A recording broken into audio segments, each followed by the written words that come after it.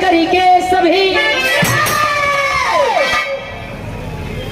व्योम विथिका में उद्घोष करी के सदा वीर विजयी पताखा उड़ाते रहे आन पर जान तेना गमारा जिन्हें शान सम्मान हरदम बचाते रहे राजा रावण प्रतापी था पंडित महा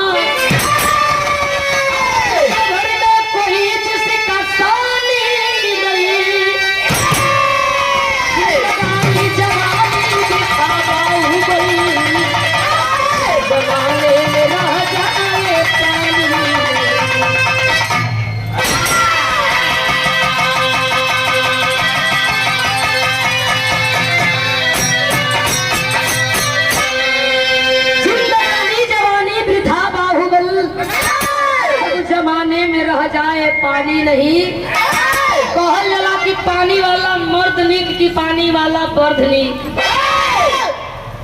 लोग कहावत कहेला शूद्र खाती जनेऊ ना होला पानी खाती पखेऊ ना होला।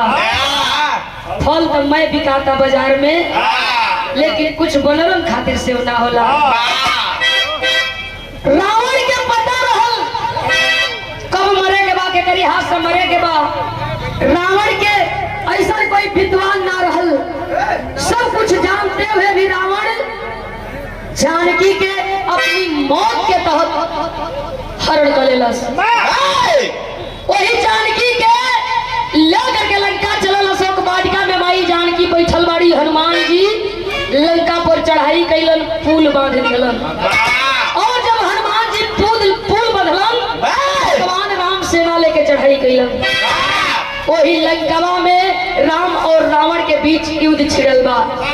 लोग कहेला कि राशि सही होखे के चाहिए हम कहेला कि कर्म निक होखे के चाहिए। राशि तो राम रावण के रहा राशि तो कंस और कन्हैया के रहा फिर काहे ना बने। लोग कहेला कि गणना बनना ठीक नहीं है गुड़ नहीं खे बैठल जब संस्कारे नहीं खे तो गुड़ मने का करी कुछ ना कर्म सही होखे के चाहिए। भगवान राम लंका में गईलन है बाबू लड़ाई राम और रावण के बीच होखे लगल।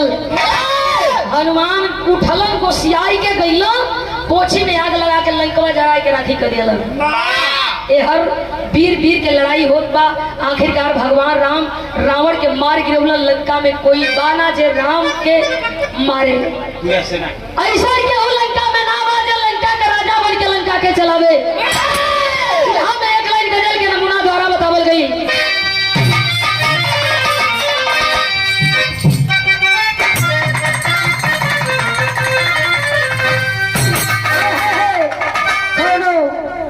प्यार करे वाला प्रेमी कोनो अपने मासूदा महबूबा सोना बाबू से कहे ए बाबू जीवन में अइलू जिंदगी उजियार हो गई लेकिन एकाएक चल गईलू जिंदगी अनहार हो गई। ना जियल चाहता नहीं ना मुअल चाहता। दो चार गो लड़का कल से ससुर के चल के चिरकुटवे बटोरता जब जियबो नहीं करबा मरबो नहीं करबा ऐसे बढ़िया कौन नौकरी बा लड़के कहेगा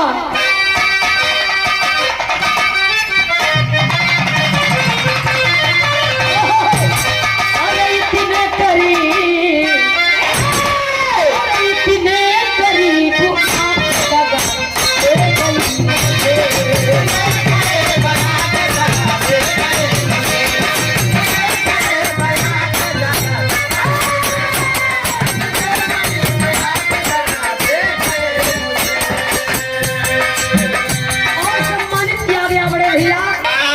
जिंदगी गमों से दूर नहीं होती। आप और आपका वह मित्र आप दोनों लोग अपनी दोस्ती को कायम रखिएगा। ऐसी दोस्ती हर किसी को नसीब नहीं होती। ये बात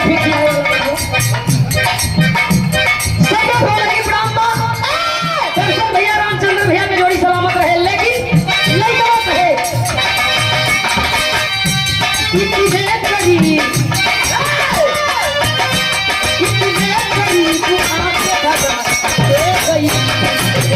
Hey!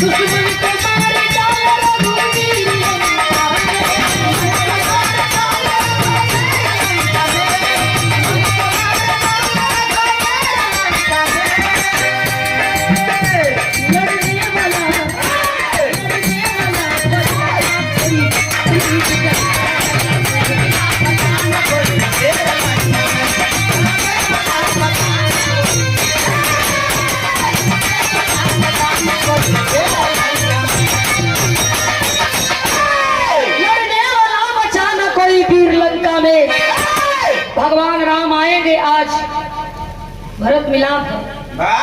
14 वर्ष बीत गए। भगवान राम के नाम बतावल गई कुंभकर्ण। रावण का भाई कुंभकर्ण का बेटा मूल नक्षत्र में पैदा हो गई रहल। मूल नक्षत्र में पैदा भइले के कारण से मुल्कासुर अपनी लड़का के जीते जिंदे फेंकवाए दिलस। दंडक वन में लड़का के जब फेंकवाए दिला, लड़कवा दंडक वन में बेसहारा रोवत बा, चिल्लात बा। मधुमक्खी अपन रस चटाई के ओके पाल पोस के जवान कैली। कुंभकर्ण का बेटा मुल्कासुर दंडक वन में जवान सयान जब भइल बा, लड़े योग्य हो गई। खबर मिलल कि लंका का विनाश हो गई, लंका का सगरी राजा मारल गई। लंका के चलावे आला केहू नहीं खे। सोच लेवस कि हम चलब लंका के संहारब, लंका का राजा बनब। वही दंडक वन में बैठल आसन मार के ब्रह्मा का आवाहन करे लगल। अइलम ब्रह्मा 4 गो मुड़ी ले बोल बेटा कहाँ बहुत कुछ ना चाहिए, बस हमके वरदान दे दा कि केहू की मरले से हमार मौत न होखे। ब्रह्मा जी वरदान दे के अंतर ध्यान हो गई। जब वरदान पा गई मुल्कासुर तो वही लंका में चढ़ाई कैलस। चलल हकीकत लगल।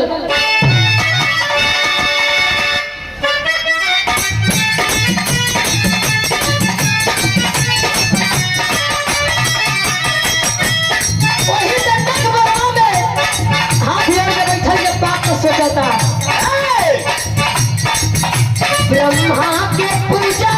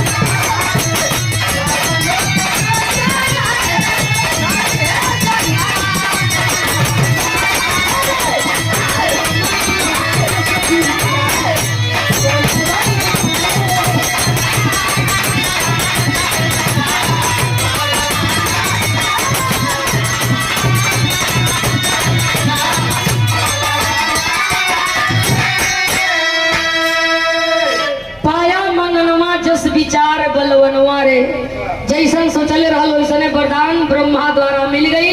लंका में चढ़ाई कैला सोचत बा कि सबसे पहले विभीषण के मारब, सबसे पहले विभीषण का वध करब, उसके बाद राम के मारब, फिर हमार बदला पूरा हुई। जाके ललकारे लगल लंका में आए विभीषण देश द्रोही द्रोही सामने आ भागल गई 4 गो राक्षस। जाके वही विभीषण से कहे लगला प्रभु प्रभु कोई चिल्ला रहा है। निकलो मुकुट उकुट लगाए कि अपन धोती लसराओ। जाए के दुआरी में से कर जब विकराल रूप दिखला हो, विभीषण का एकदम हवा बंद हो गई। सोचा लगला कि आखिर केवल बाया हमें मारल काहे चाहत बा, पता पूछल चाहत बड़ा, लेकिन ई मारे खातिर आगे बढ़े लगल विभीषण भागे, मुल्कासुर खेदे लगल विराम भाव।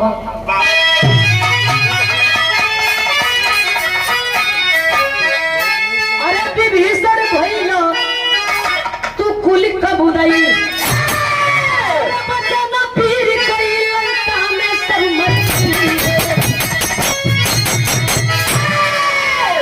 तुहरे देन बा कि चाचा रावण मरा गईलो, तुहरे देन बा कि हमार पिता कुंभकर्ण मरा गईलो, तुहरे देन बा कि पूरा राज चौपट हो गई, जर के राख हो गई। के जानत रहे कि रावण के नाभि में अमृत बसत रहे, उहे अमृत खोजे में एगो लड़का पिटा गई। क्या जानत रहे, लेकिन तू बतौला अमृत कुंड है, वही बाण मारा तबे वो मरी। तू ही बेदिया हुआ। मुल्कासुर का बात सुन के विभीषण समझ गई कि बस बस खाली हमके मारल चाहत बा। लंका छोड़ पर आ गई, लंका से भगलन सीधे अयोध्या का रास्ता धली हलन। पीछे पीछे पुकियावे, आगे आगे भागे, तरी गितिया बदल गई।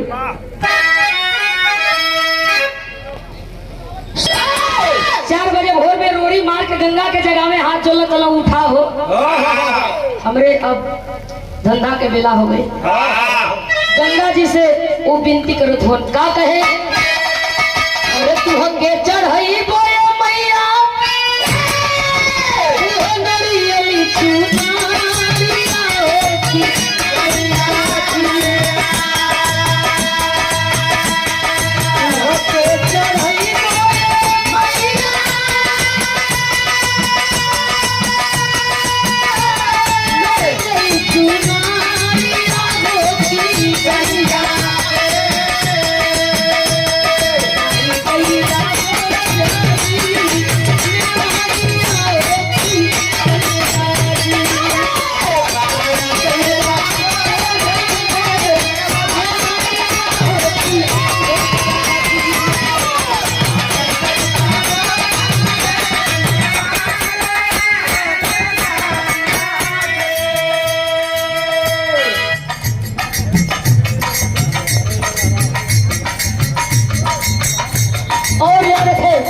एक बार जोरदार ताली बजा दो।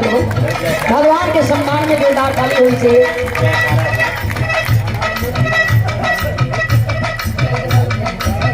पावन पुरस्कार देकर के सम्मान किया गया। आप छोटा मुन्ना के ओर से, मुन्ना के आशीर्वाद सबके बोला की प्रणाम बा, आशीर्वाद के इच्छा बा। आज क्या नजारा है, भगवान राम बैठे हैं और बगल में भरत भैया भी। बात विचार होत बा, प्रेम मोहब्बत भाई भाई के चलत बा। आतौले वही बीच में विभीषण भागल जात हुआ। कैसे घेरा में घेराई हो,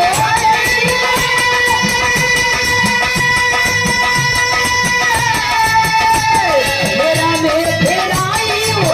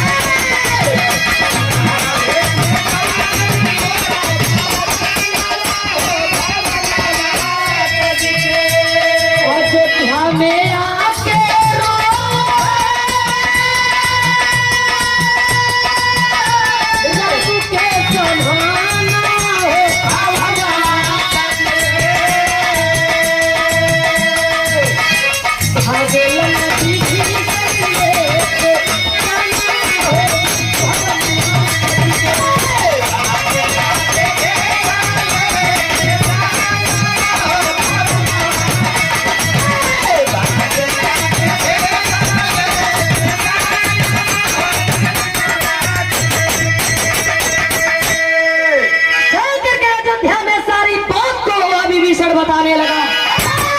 ए भगवान, लंका का रावण जरूर मरा गई, लेकिन हमार काल जन्म ले लिहलस। भगवान राम हंसे लगला, मूर्ख कैसा कौन जन्म ले लिया लंका में।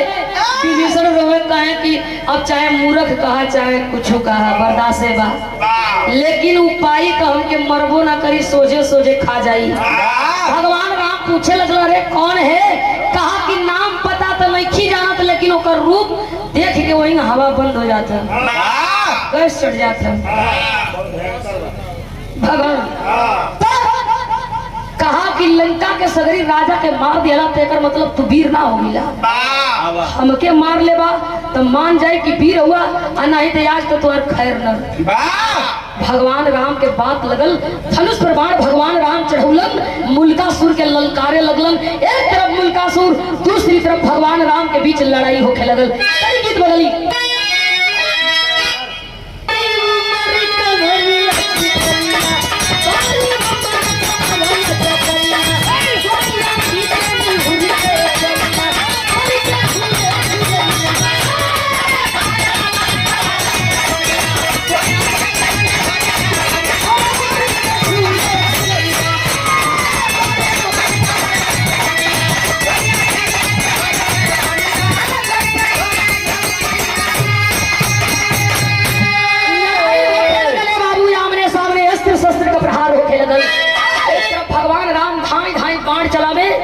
दूसरी तरफ मुल्कासुर सगरी बाण भगवान राम के कांटे धरती पर गिरावे। भगवान राम सोचे लगला, अरे अरे मरी ना का।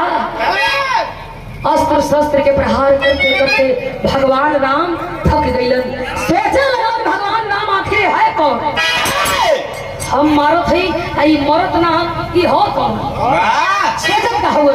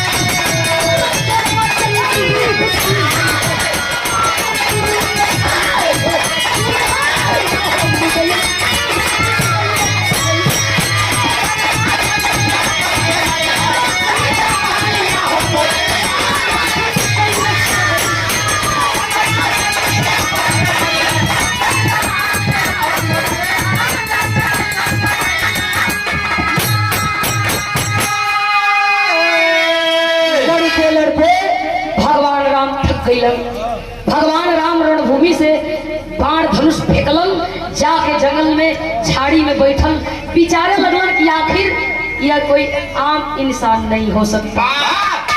इसी लंका में जब रावण को हम मार सकते हैं तो फिर मुल्कासुर को क्यों नहीं। सोच में पड़ल हुन तौले तब ब्रह्मा जी आ गईलन।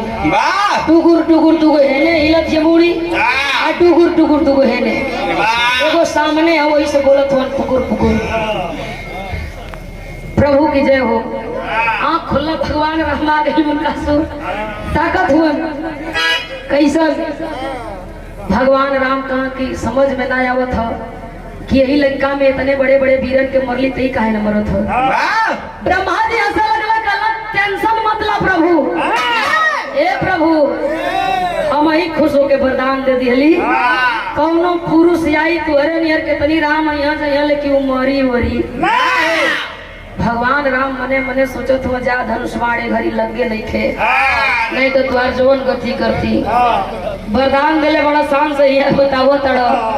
ब्रह्मा जी के आगे हाथ जोड़ल तब मरा जाई। कल ना मरा किसी जी बात, तू मरा जी बात खेले खत्म हो जाए। पुनः हमारी जानकी के फिर लंका आवे के हुई। भगवान राम सोचे लगल एक बार जानकी लंका अली, लंका जर के राख हो गई। फिर कल तब्बे मुल्कासुर मरी ना तब मरी ओरी। भगवान राम उठ खड़ा भइल, ताके लगल हनुमान के कहीं नजर ना आवत हो, कहीं हनुमान लौकत ना हो। भगवान राम जब तकला पेड़े पर तो वही में पकड़ की कंछी पर बैठ के लुकाई हो।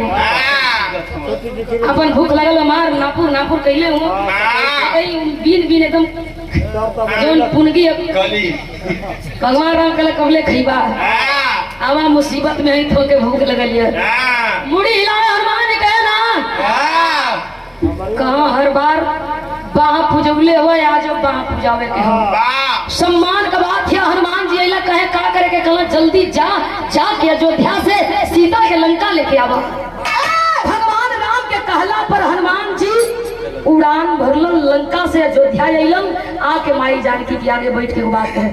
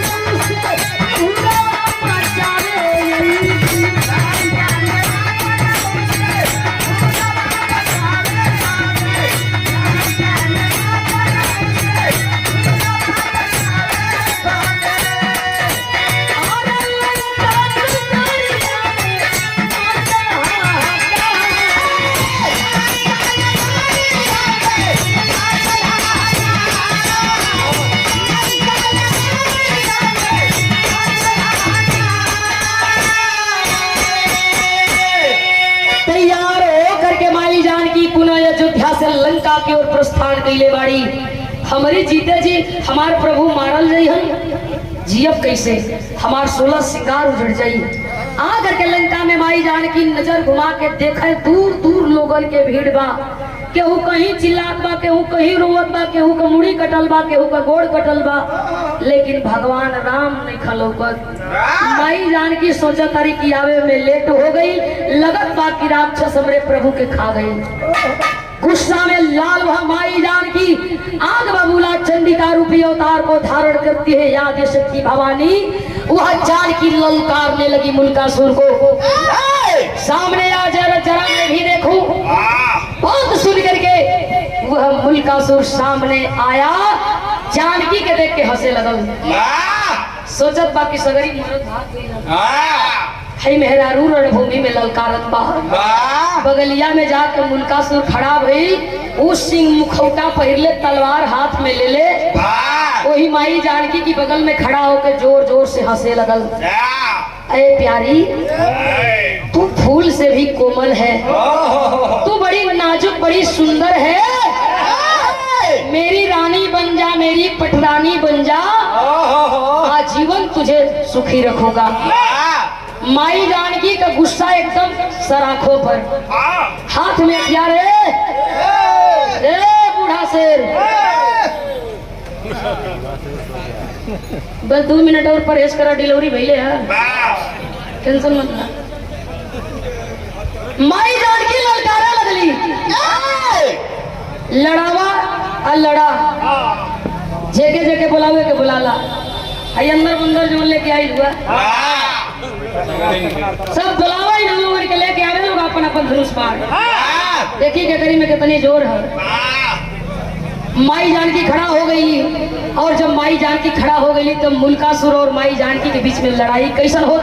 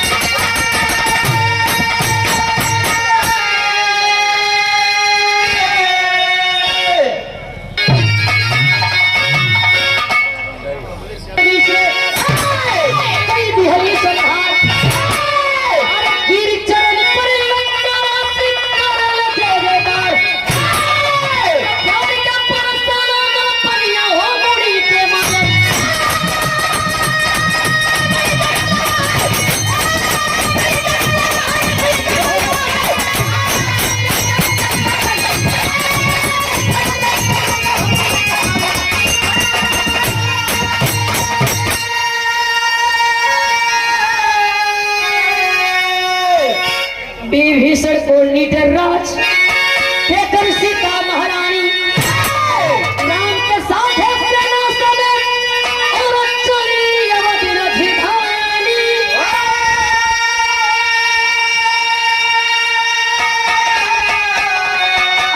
तो जानी कही गई कहानियां हो मुड़ी के मन।